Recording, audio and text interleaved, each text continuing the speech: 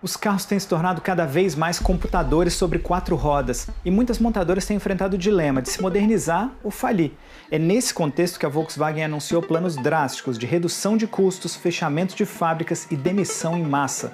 Essa pressão que a Volkswagen enfrenta agora é muito parecida com a que empresas de outros setores passaram há algum tempo. Será que a Volkswagen está enfrentando um momento Kodak? Se lembra?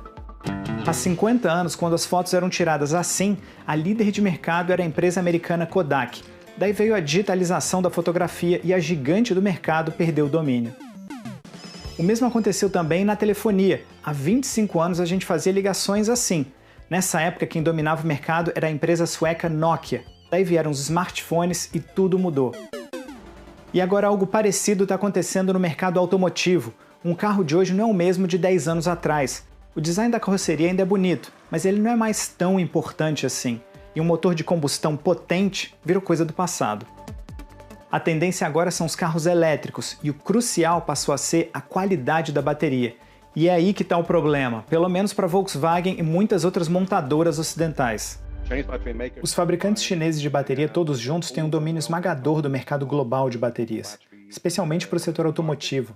A escala tem uma grande importância para obter os preços mais baixos possíveis.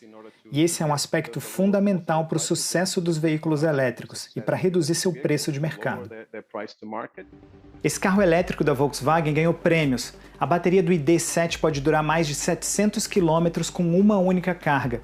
Mas o problema é o preço. O modelo mais básico custa 55 mil euros na Europa, o equivalente a quase 350 mil reais. A briga pelo mercado dos carros elétricos é feroz. A União Europeia aumentou recentemente o imposto de importação de carros chineses.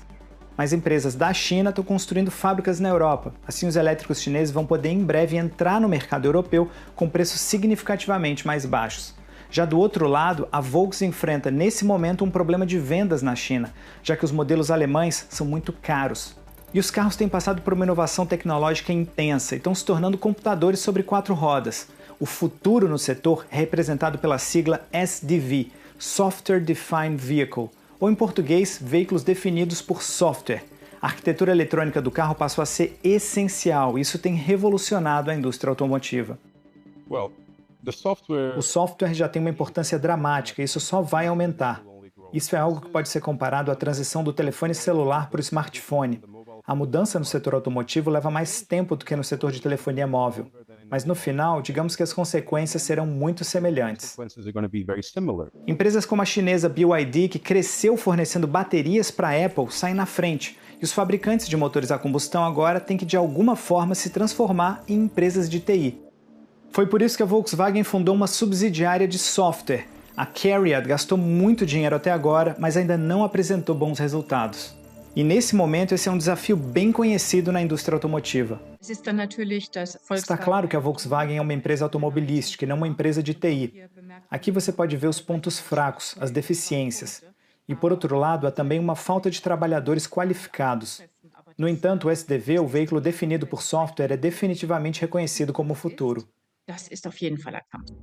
A Volkswagen tem buscado parceiros para o desenvolvimento de softwares. Duas fabricantes de carros elétricos, a Rivian, voltada para o mercado dos Estados Unidos, e a Xpeng para o mercado chinês. O foco aqui costuma ser nas chamadas plataformas eletrônicas de veículos. Elas são como se fosse o cérebro dos carros modernos e controlam todos os componentes eletrônicos. Mas especialistas apontam alguns riscos nessa estratégia. No momento, dos 10 maiores fabricantes globais de automóveis, mais da metade já adquiriu plataformas eletrônicas de veículos de fabricantes chineses. Mas o problema é que se você seguir esse caminho, ou você consegue desenvolver algo melhor do que os fabricantes chineses, ou você vai se tornar tecnologicamente dependente deles.